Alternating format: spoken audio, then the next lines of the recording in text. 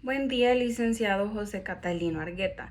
Este día me toca realizar la tercera evaluación de Derecho Civil 4, en el cual me corresponde hablarle un poco sobre lo que es el tema del pago de las deudas testamentarias. Vamos a iniciar hablando sobre que el término de herencia es una aceptación más restringida para designar el resultado económico que adquiere el sucesor después de que haya sido pagadas las deudas del causante.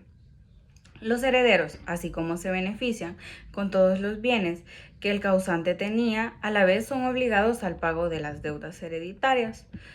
Por deuda hereditaria debe entenderse de aquella del causante y que se ha transmitido a sus herederos junto con su patrimonio.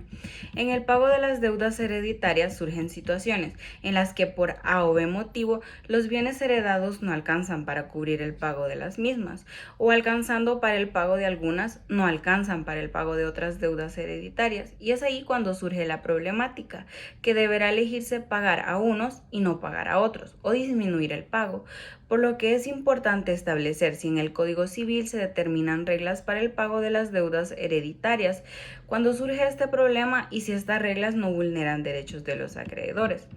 El pago es la manera normal de extinguir las obligaciones, según el artículo 1438 del Código Civil. Es la forma principal del cumplimiento de ellas, como lo define nuestro código. La prestación de lo que se debe, llamado también solución, voz derivada del latín solutio. Este término indicaba para los romanos la ruptura del lazo de esa obligación, un lazo que ligaba a otra persona entre las cuales existía tal ligamen debía tener una solución, debía disolverse, desatarse. Eso lograba con el pago. Si una de las personas obligadas fallece, no por tal motivo se extinguirá la obligación.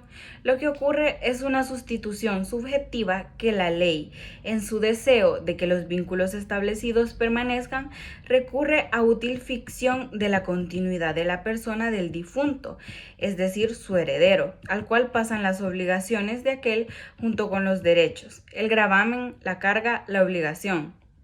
Y esta que debía cumplir el causante deberá ser cumplida por su sucesor. Así como debía disminuir su patrimonio en vida, va a experimentarse la misma rebaja después de su deceso. Los herederos, así como se benefician con todos los bienes que el causante tenía, también son obligados al pago de las deudas hereditarias. Cuando existe un solo heredero, la satisfacción de esas deudas no ofrece dificultad alguna. Así pues, las reglas dadas por la ley para verificar ese pago suponen la existencia de varios herederos y tienden a establecer claramente relaciones entre los coherederos entre sí y entre estos acreedores relativamente a esas obligaciones. Las deudas hereditarias se dividen en pleno derecho entre los herederos a prorrata de cuotas, o sea, que quien ha recibido la mitad de la herencia debe pagar la mitad de las deudas, contrariamente a lo que ocurre con el haber sucesoral, pues este se mantiene en forma indivisa hasta que se verifica la partición. Sin embargo, ello no impide que el testador divida la deuda entre los herederos de diferente modo, ni que por la participación o por convenio de los herederos también se dividan en forma diferente, pero en tales casos queda el arbitrario de los acreedores ejercer sus acciones como la ley lo ordena, o sea, contra cada heredero por la parte que le corresponde. Las deudas hereditarias, sino hasta concurrencia de lo que valga lo que hereda.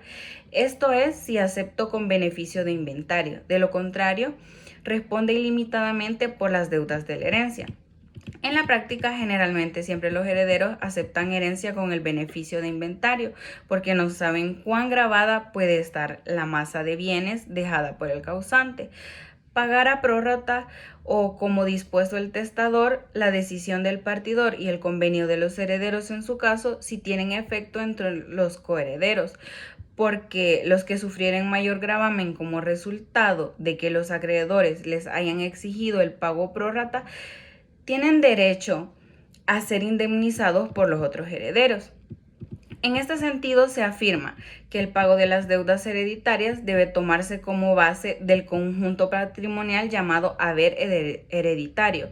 La aceptación amplia, sin duda, es la más propia. Manifiesta que el derecho presenta el conjunto de relaciones activas y pasivas que han quedado vacantes por la muerte de su titular, el tratamiento de una cierta unidad patrimonial, es decir, de una universalidad, a fin que se pueda hacer efectiva sobre los bienes que la componen, la responsabilidad por las deudas que también de ellas se integran. En ese sentido, se afirma que los bienes relictos están en primer lugar afectos al pago de las obligaciones relictas y solo en segundo lugar destinados a entrar en el patrimonio del heredero. Eso ha sido un poco de la explicación de lo que son las deudas testamentarias. Muchas gracias.